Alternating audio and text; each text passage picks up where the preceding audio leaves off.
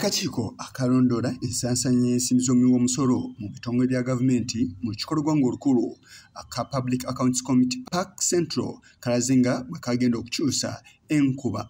Bano okuvayo bwe bati badde bateekeddwa okusinkana abakungu okuva mu minisitule evunaanyizibwa ku kuzimba enguudo awamu n'ebyentambula okunnyonnyola ku mirimu ekyali gimu egyakolebwa oba egyali giteekeddwa okukolebwa ku nnyanja Nalubaale. Okusinziira ku alipoota eya Ssaabadizi w'ebitabo omwaka gw'ebyensimbi 2022-2023, akakiiko ka PAC kabadde kakukuba tooki mu nteekateeka eyali ey'okulongoosa eby'empuliziganya awamu n'entambula ku nnyanja Nalubaale omwali n'okwewola ensimbi eyatuumwa Multinational Lake Victoria Maritime Communications and Transport Project awamu n'ebbanja.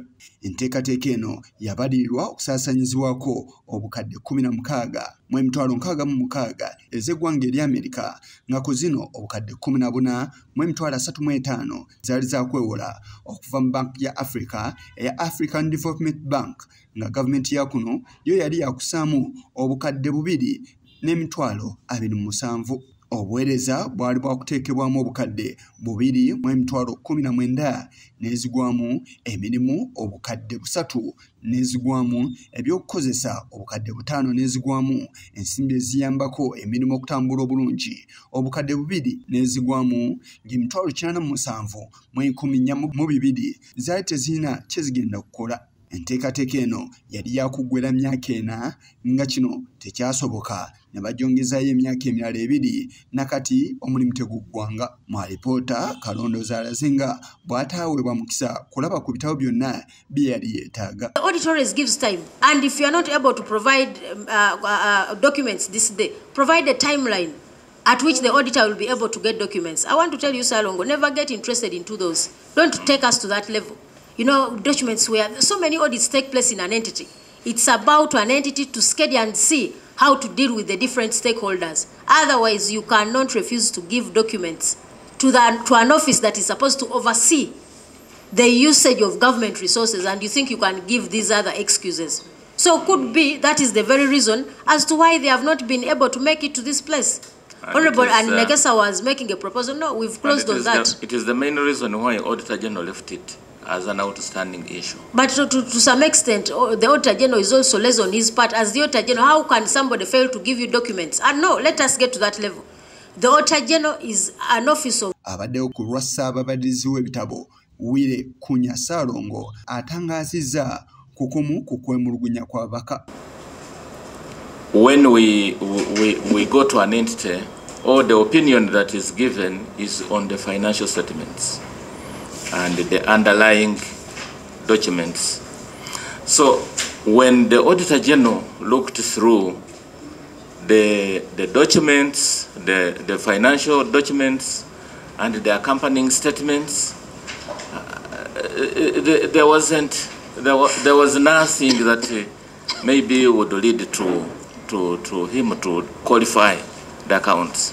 Abakungu okuva mu minisitule ey'ebyentambula tebalabiseeko newankubadde nga babadde basuubirwa era ng'okusinziira ku mmyuka wa ssente w'akakiiko kano Goret Namugga kati bakyusizza enkuba bakutunuulira enteekateeka ez'enjawulo okusinga minisitule nga bwe kibadde. Paalamenti yatwongeddemu obudde okulaba nga tutunuulira projects zonna ezikolebwa mu bitongole bya gavumenti. Ssente za gavumenti ezisinga ziri mu projects si mu ministries. Ekyokubiri, Parliament emyaka 5 egiyise emabega ebadde tetunula mu projects zo ng'etunula expenditures za main ministries zokka. Olwaleero ministry ya works ebadde ino okujja mu kakiiko tutunulire project gye yayina ku nsonga z'ebizinga oba gye bayita project yayina okutunulira engeri abantu ku bizinga gye batambuzaamu obulamu, okugonza mu transport, okugonza mu by'empuliziganya n'okufuba okulaba ng'eyongera okutumbula obulamu bw'abannaffe bannayuganda abawangalira ku bizinga n'okusomozebwa ku basanga. Agumizza abalonzi nga bano bwe bajja okunnyonnyola ensimbi zino kye baazikozesa newankubadde nga tebalabiseeko. Olwaleero twongera kutegeeza bannayuganda ekikwatagana n'okukozesa ssente z'omuwi w'omusolo mu projekiti za gavumenti gye zibadde zibbibwa ennyo ng'abantu beekalangala bafiira ku mazzi misana na kiro nga tebasobola kuyambibwa, empuliziganya mbi, amata agabatambuza tegaliiyo, abantu b'oku nnyanja tebamanyi kyakola, beetaaga okulambulwa butwe bawangalira ku nnyanja nga tebafiiridde mu mazzi nga ministry erina ssente yeebaze nazo ate nga bazikozesa tebaagala kujja kunnyonnyola ggwanga lwaki Auditor General yavaayo n'ensonga zino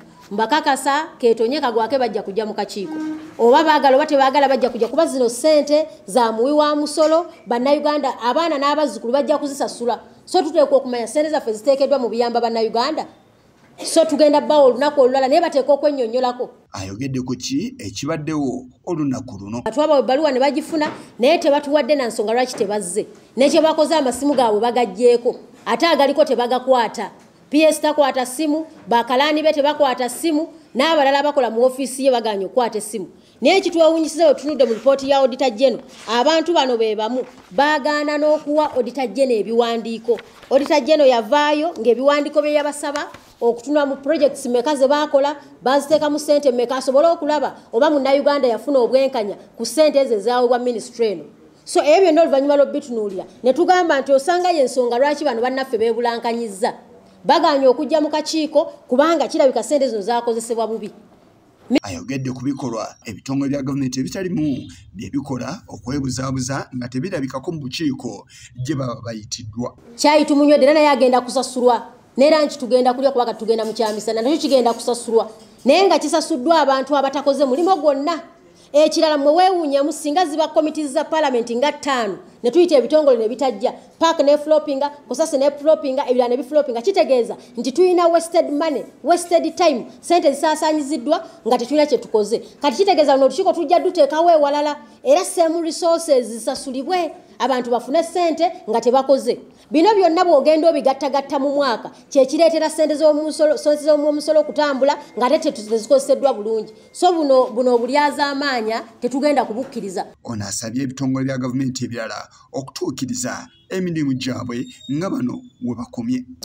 Ffe ogwaffe nga accountability gwakwogera era twogedde kati twogedde abalina okukola bakole ogwaffe bino ebiwandiiko bye batuwadde sebo postmortem baaziyadda baazikozesa ogwaffe kutegeeza ggwanga nti tubbibwa nakuba ndulu buli omu akole gw'alina okukola kati ID gitandikira wano CID tandikira wano ogwaffe tubukoze nga accountability. Enkya akakiiko kano kakusisinkana ministry ya gavumenti ez'ebitundu nabo okubaako bye bannyonnyola.